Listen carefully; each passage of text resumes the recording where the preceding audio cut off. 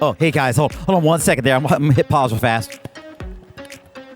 I just had to finish a boss battle. This is great. I love playing video games. Do you love playing video games? Or is there a game that you really absolutely love? I mean, I love a lot of stuff about video games. You know, the adventure, the mystery, trying to solve the clues to get to the next level so you can level up. Ooh, there are so many great things about video games, and you can play on something like a TV or your phone or a tablet. There's lots of ways to play games these days. They're all over the place. I remember when I was a kid, the games were not as complicated as they are today. They were a little more straightforward and simple. But hey, you know what? Let's talk about games at your house real fast. Are there any video games or games that you love to play the most? Is there a game that you could play for like 5 hours straight without going to the bathroom because you want to play it so bad? Is there one? Would you use one that you could play on a console or on your phone or a tablet? Well, take 60 seconds at home and talk about it with somebody around you, or think about it, make a list, and see what you come up with. And I'll see you guys back here in like 60 seconds.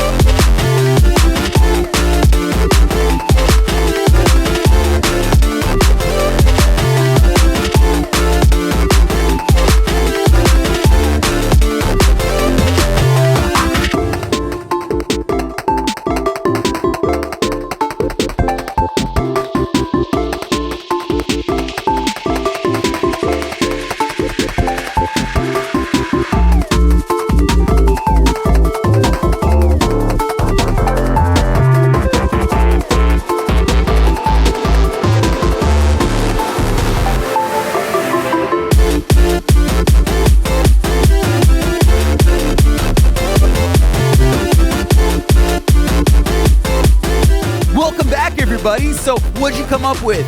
You want to know what I was playing? Check it out. It's a mix of a mashup of Legos and Star Wars in the same game. I mean, come on. How does life get better than a mashup of Star Wars and Legos? What? That's awesome. Hey, whatever you came up with, you can send that to me. Just make a little list and you can email it to me, Andy@TC3.church. I would love to hear what you had to say and what kind of games you came up with. Well, you know what? That's awesome. I love it. But, you know, there's so much more that we need to get into today. There's so much more that we have to really get involved in, because we are beginning today a brand new series here called Power Up. And that's right, Power Up. Well, we are going to work to level up your walk of faith in God. It's going to be amazing. And we're going to do this by hearing about 8 big Bible story heroes and the power-ups that they used and to level up into the next game that they had to go through when God was walking with them. This is going to be awesome. Well, our first Bible hero story that we're going to share today is about a guy named David. Now, I said guy. I probably should have said kid. A kid named David. You see, David was the youngest brother in a family. And he was the youngest brother of the family of Jesse, and he had a lot of bigger brothers. And so all the bigger brothers had more bigger responsibilities to do, like big, tough responsibilities. At the time, there was a war going on between the Israelites and the Philistines. Now, the Israelites, of course, are God's people. The Philistines are a big, nasty group of army men that hated the Israelites. They hated God's people. They didn't serve God. And all the brothers that David went to war against the Philistines. Now, David was at home doing the one thing he could do. Be a shepherd. All he did was walk around. He walked sheep all around, and he walked sheep around. He protected sheep. Not much of a life. While his brothers are out there being heroes on the battlefield, he's at home sitting around watching sheep. Doesn't sound good. Well, one day, David's dad said to him, "David, I need you to do something. I need you to take this bag of cheese to your brothers on the battlefield." It's in the Bible. You could read that. Yeah. He said, well, other things too. He was going to take other food, but I just thought it was fun. "David, take this bag of cheese to your brothers so they could eat." Whatever. So David agreed, and he made the long walk journey to go visit his brothers on the battlefield, to be on the front of the battle. And Well, David did. He took all the food and took everything he had and he needed to take on this trip. And when he got there, he found something. Instead of a battle, instead of war going on, he found something else. He found all the Israelites were hiding in fear, in terror, behind their tents and behind whatever they could hide behind. There was nothing going on, and the Israelites were all shaking in their boots and just looking like white, pale ghosts, like they saw a ghost. Oh, they're super scared. And David walks around and he says, "Hey, what's going on? Why aren't we fighting the Philistines? That's our enemy. They're making fun of God, and we need to teach them a lesson about that." Yeah, and so that doesn't make any sense. Why is the enemy out there? We're back here. And they all said, "David, hold on a second, David. That's not just the Philistines. The Philistines brought somebody. They brought a giant. Yeah, there was a 10-foot guy named Goliath with muscles on top of muscles, and on top of those muscles were some more muscles, and his breath was so bad it was probably like a gallon of Tic Tacs might have made a difference. This dude was nasty. He was horrible, and he would go out to the battlefield every day. You see, the Israelites would be on one side, the Philistines would be on the other, and the Philistines would, and Goliath would go out there and say, "Hey, all you stupid Israelites, come fight me, Goliath. Send your best warrior. Mwahaha, if you're not chicken." And of course, all the Israelites were chicken. And David saw things differently, though. David saw things that we're going to be in our Bible here in 1 Samuel chapter 17 today. If you have your Bibles, you can open them up to 1 Samuel 17. Now, he says this. David saw things differently. He yelled out to the Israelite army, "We shouldn't have to be afraid. God will protect us." Yeah, that's right there. We shouldn't be afraid. God will protect us. Now, that all sounds good, doesn't it? That sounds really good. Like God's going to protect us, right? But, you see, it still didn't make anybody feel good. Goliath! Oh, I don't want to do that. So David says, "Fine then. I will go fight this giant named Goliath. I'll fight him. I'll take him on." So David goes to the king of the Israelites. He says, "King, I will go fight the Israelite. I'll fight for the Israelites. I will go fight this giant for the Israelites."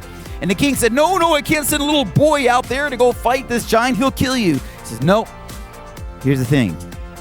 God will protect me." See, David loved God so much, he trusted him with everything.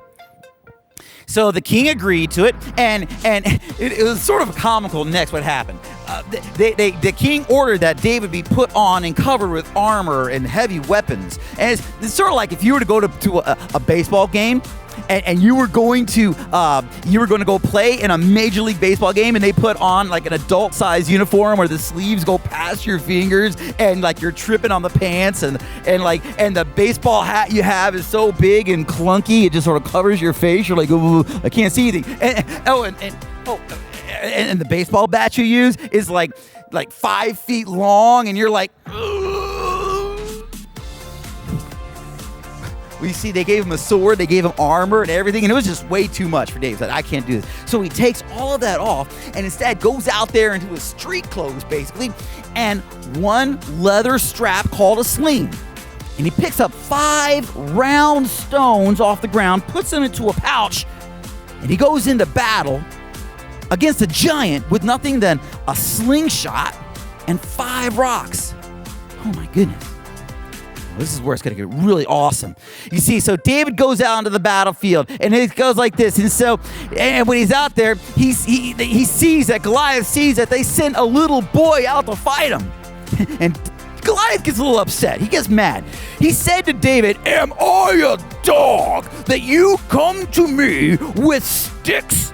And the Philistine cursed David by his gods, not God, Yahweh God, by his own made-up gods. All right? And he said, "Come here, and I will give your flesh to the birds of the air, the beasts of the field. I'm going to kill you 3 times over." David, though, he says back to the Philistine, you come against me with sword and spear and javelin, but I come against you in the name of the Lord Almighty, the God of the armies of Israel, whom you have defied. This day the Lord will hand you over to me, little David, and I will strike you down. I will cut off your head today and give it to the birds of the field, the birds of the air, the beasts of the carcass of the field, whatever. So it's like he turns it around. Now this makes Goliath super mad. It's like, oh, okay. It's like, can you imagine this? Like a little cartoon, like a bull. He's like, Goliath goes running out in the field, and David stands strong. He steps out in the field. He grabs his slingshot, puts a stone in the slingshot, and starts and he throws one rock through the air. Now, this giant Goliath is running at him, and the rock hits him right in the forehead, right between the eyes, right? The Bible describes it as the Bible says the stone sunk right into his forehead. It didn't just hit him. It went and like sunk into his forehead, just sort of sat there. And the giant Goliath, that one rock, it hit him so hard and in just the right spot that the giant just sort of stopped.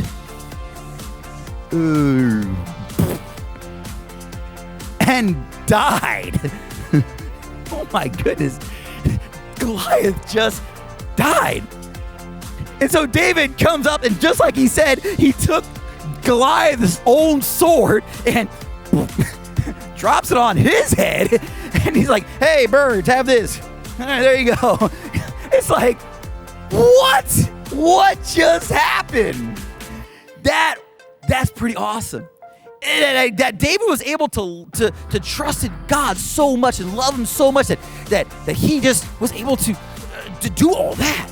That's crazy. And today, guys, what I really want to get to is, what has happened. So let's do this. Let's review what happened in game 1 of our power-up series. You ready? We're going to put that on screen. So I want you to review what happened in game 1 today. Today, we have our giant slayer. And so the champion, of course, is David. He won in all this. What kind of power-up did he use? He used the power-up of love. Yeah. Love is a strong weapon. Love is a very strong weapon. The love that you have, the more you love something, the stronger you feel towards it, the more you're going to fight for it.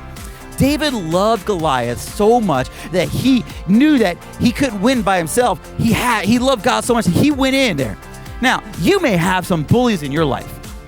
You know what? You may have some Goliaths in your life. Something that you might be afraid of. Some fears that you have. Maybe there's that bully that you have. Maybe you're not sure of what's going on in life. Maybe there's something going down in the world that you're just thinking, this is not going to be good. Well, you know what you could do? You could do one of two things. When you go into battle, you could do one of two things. Whoop. When you have those Goliaths in your life, well, you could go into battle by yourself. Going into battle against things that you are scared of and nervous about is sort of like, hey, look at this. Woo, pew. Okay. Oh, let me reload here. All right, let me reload. Pew. That's not really going to battle, is it? You know what? I say, let's do something different. I say, let's try something else. If I'm going to go to battle, I'm going to go to battle with God. And when you go to battle against Goliaths in your life, going to battle with God in your life is sort of like this.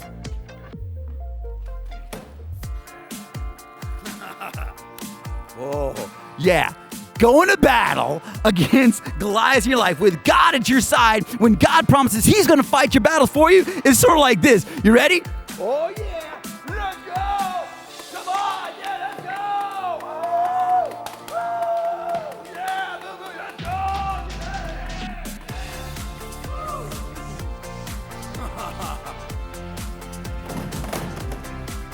That was awesome. Yeah, you see, when I want to go to battle, I want to go to battle with God on my side, because he's going to take those Goliaths of my life, and he's going to fight the war for me. And he's going to fight the war for you too. Because our bottom line is this. This is great. This is what I really wanted to get into. Ready? Our bottom line is today, We defend what we love. That's right. We defend what we love. And if you love God, you're going to defend God. And God's going to defend you because, well, he loves you. That's awesome. Now, how do we get to be super strong? Well, let's power up. Let's level up with our power verse. Now, this whole summer, in this whole 8-week series, we're going to have one power verse that we're going to work on. How can you be made stronger than memorizing the Bible? And this summer, we're going to be looking at 2 Peter 1:3. Now, we're going to put that on the screen right now. 2 Peter 1:3. And be careful because we're going to trick you up a little bit this time. So let's read it right now. Ready? 1, 2, 3. By his divine power, God has given us everything we need for living a godly life. We have received all of this by coming to know him, the one who called us to himself by means of his marvelous glory and excellence. 2 Peter 1:3. All right, let's try that again. We're going to try it again, but this time we're going to take away a word. Okay, pay attention. Here we go. We're going to take away a word. Ready? Ready, and there it is. It's gone. The word is gone. All right, so what is that word that's covered up right there? I wonder what it is. Let's read it again. By his divine power, God has given us everything we need for living a godly life. Blank have received. Well, who has received? We have received. That's right. We have received all of this by coming to know him, the one who called us to himself by means of his marvelous glory and excellence. Let's do it again. Let's do that one more time. But this time, we're going to take away another word. Oh my goodness, it's going to get a little harder, but pay attention. Okay, so what's the next word we're going to take away? Ready? 3, 2, 1. Oh, there it goes. It's gone. Let's try that again. What's behind that banana? I think it's a banana. Here it is. By his divine power, God blank given us everything. What did he do? God has given us, right? God has given us everything we need for living a godly life. Blank have received. Who has received? We have received all this by coming to know him, the one who called us to himself by means of his marvelous glory and excellence. 2 Peter 1:3. Wow, that's awesome. That's good. It's going to get a little harder. As we're going to take away more and more of those words in our power verse, we're going to see if you guys can memorize it by taking away little bits here and there. Let's see if you could do that. I wonder. But tune in next week as we come back and we power up and level up our faith in God. I'll see you then. Bye-bye.